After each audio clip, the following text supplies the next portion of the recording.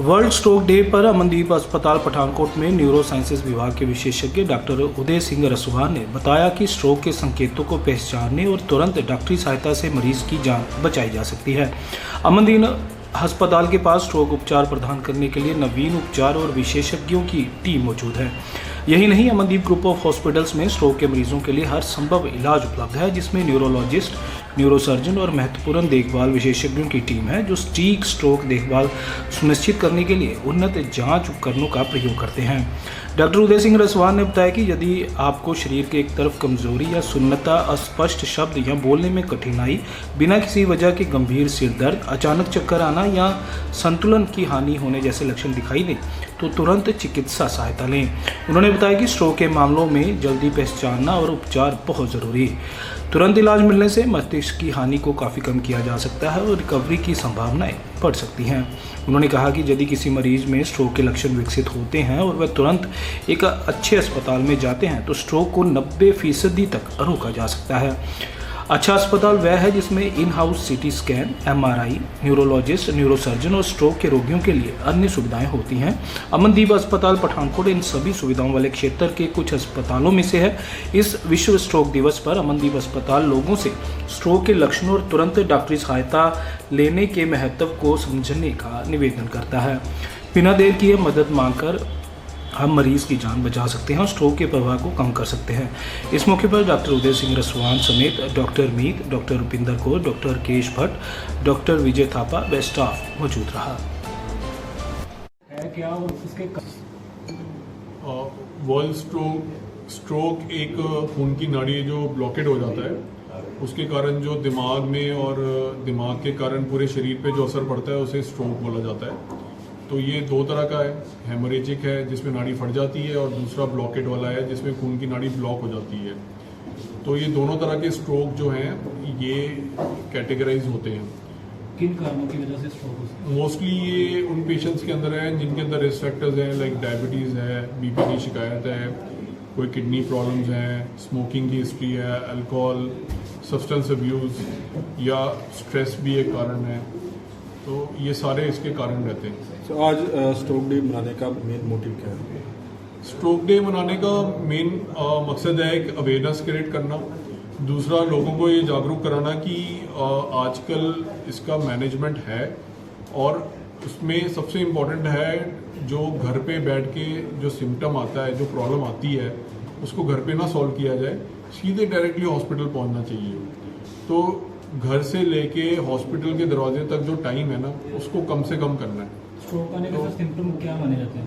Stroke के symptom है जैसे मुंह का टेढ़ापन होना, कोई जुबान लड़खड़ाना, हाथ पैरों का सुनपना या हाथ पाँव की कोई कमजोरी आना और ये एकदम से आना, ये स्ट्रोक के सिम्टम है।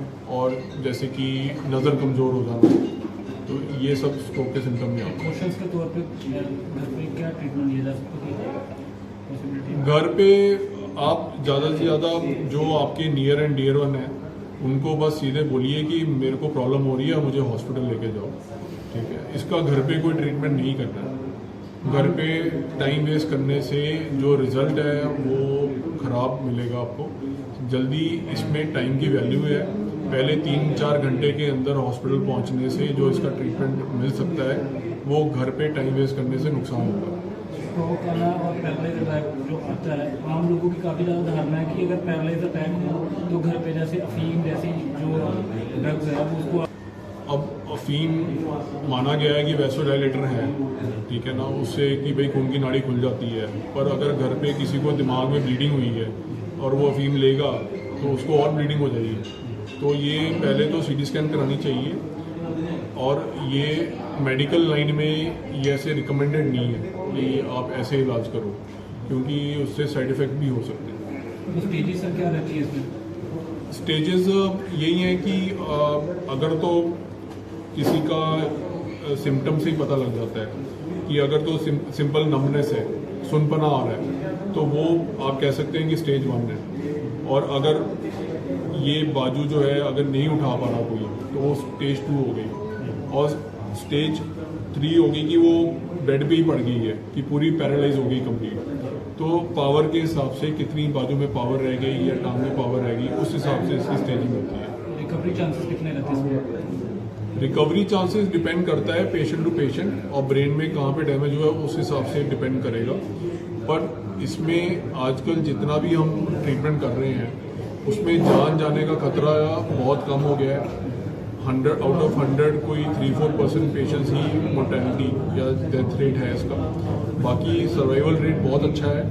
अब आगे मैटर करता है कि किसको कितना कमजोरी रहेगी, कितना पैरालाइज रह गया, that depend patient to patient. पहले तो देखने में आता है कि उसकी इम्पॉर्टेंट कारण है कि rising stress related to work, lifestyle changes, कि लैक ऑफ एक्सरसाइज या कह लो कि ज़्यादा फास्ट फूड, तो वो अगर ब्लड टेस्ट आप करा रहे हो अपने रेगुलर और उसमें सब ठीक आ रहा है तो that is okay. And rising rate of diabetes भी एक कारण है उसके अंदर, और सब्सटेंस अब्यूज़ भी एक कारण है।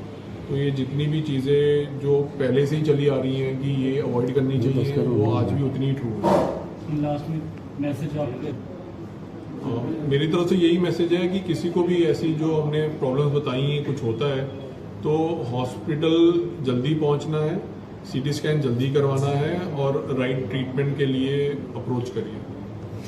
कहा जाता है हिंदुस्तान में किसी भी बीमारी का इलाज करवाना बहुत मुश्किल, बहुत महंगा। गलत। आप शहरिया जलसा फाउंडेशन के मेंबर बनो, बाइट मेडिकल कॉलेज एंड हॉस्पिटल आने वाले 5 साल तक आपका पूरा इलाज फ्री करेगा। धन्यवाद।